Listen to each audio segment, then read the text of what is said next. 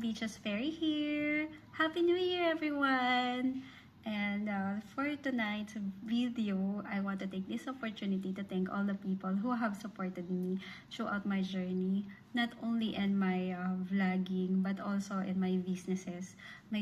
Especially to my sister-in-law na talagang tumutulong sa akin from day one na nag-start ako ng Airbnb business ko. Also, yung mga brothers, mga kapatid ko na who partnered with me para sa online shopping. My sister now na tumutulong din sa akin with the cleaning company that we are starting to build. And for tonight, I want to ask all of you, ready na ba ang yung mga New Year's resolutions? And gawa ba natin ang mga New Year's resolutions? I wanted to share my experiences, my journey, and my reflections.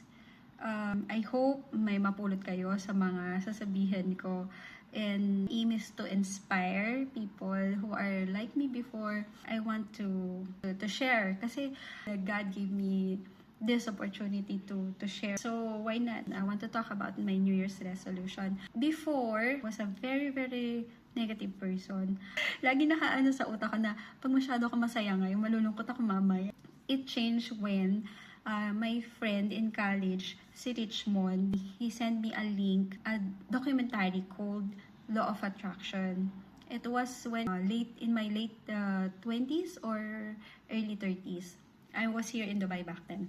Tapos sabi niya, ate, watch it kasi ano siya, worth it. Ano siya, 3 hours video. Nakaka-boring syempre. Tapos nakakatulugan ko siya honestly. Pero I fought myself kasi I was interested and I really want to grow as a person. Kasi kahit na negative person ako, I have an ambition. I am very, very ambitious person back then. Alam ko in myself na one day magiging successful ako. When I watch it, naboboring ako, nakakatulugan ko siya. Pero pagkagising ko, uulitin ko kung saan ako natapos. Tapos, inulit-ulit ko rin yung video para talagang maintindihan ko siya. One of the documentaries talk about a vision board. Sabi niya, he have a vision board, tapos he explained his experience about that one. So ako parang, oo nga no, why don't I try? So from then on, naghilig ako magsulat-sulat ng mga post-it. Tapos nilalagay ko yan sa computer ko when I was working. So, lagi ko yan pag na-stress ako, titignan ko lang siya, okay, reminder. O kaya pagka wala ako sa mood, titignan ko siya, basahin ko siya. When things are not working out the way I wanted, basahin ko siya. So, it will remind me na, okay, be positive. Or, challenges are there to help you grow. And now, this year, ito na yung naging motto ko sa buhay. Everything happens for a reason. True enough, kasi lahat naman ng pinagdadaanan natin, meron siyang dahilan kung bakit siya nandyan. And even if it's challenging, even if it's difficult, it is there to help you grow.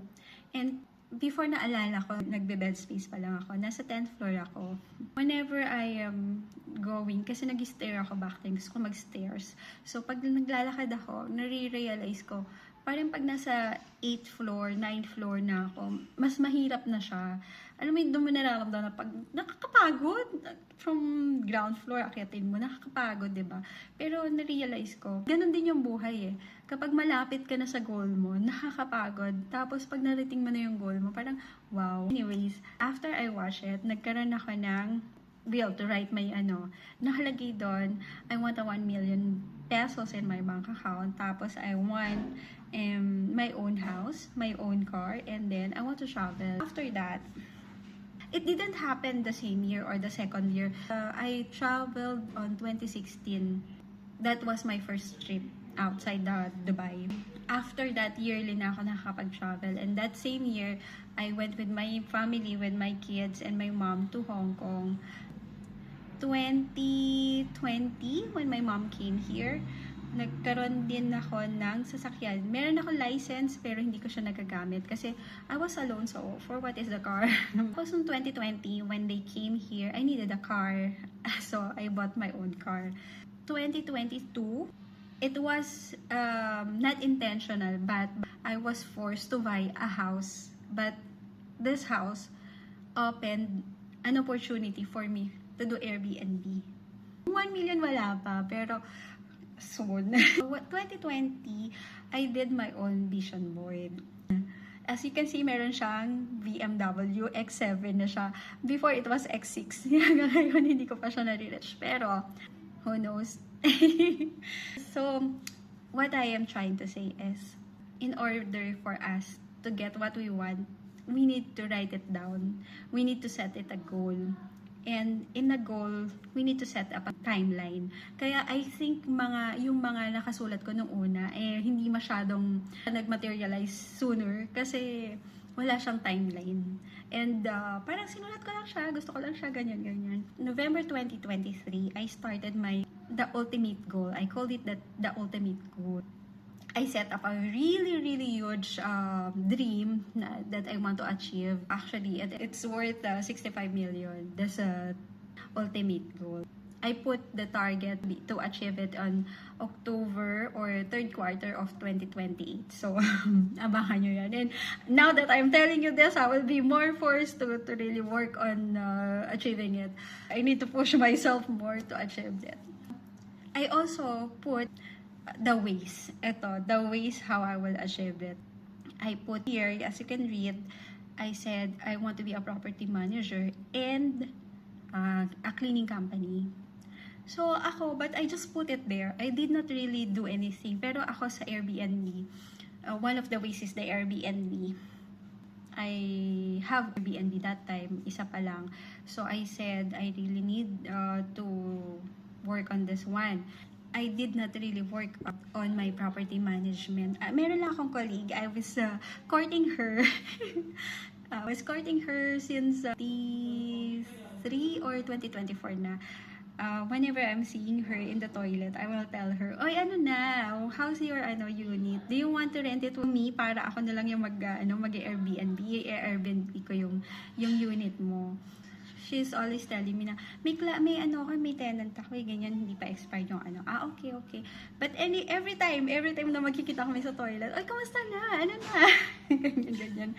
So, for me, parang kung hindi, di okay lang, magre-rent ulit ako ng iba naman. I also courted one of my mentors sa stock market. I courted him also. I was telling him, "Oh, you have unit. Can I rent it for Airbnb?"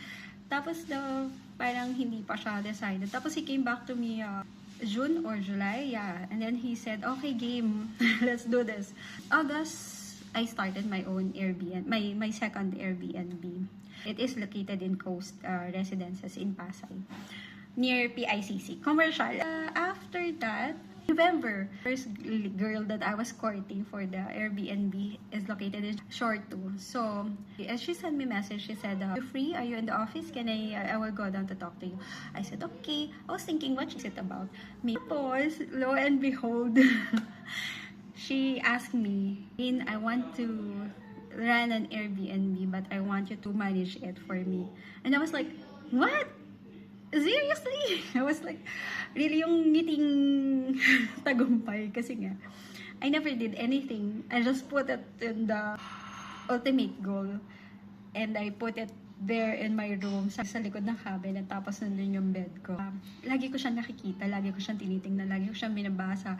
And then meron dun nakalagay na I'm turning things around. That's one. Yung whenever I'm feeling down or, challenge, this is what I'm keeping in mind. I have a letter, you can see, this one.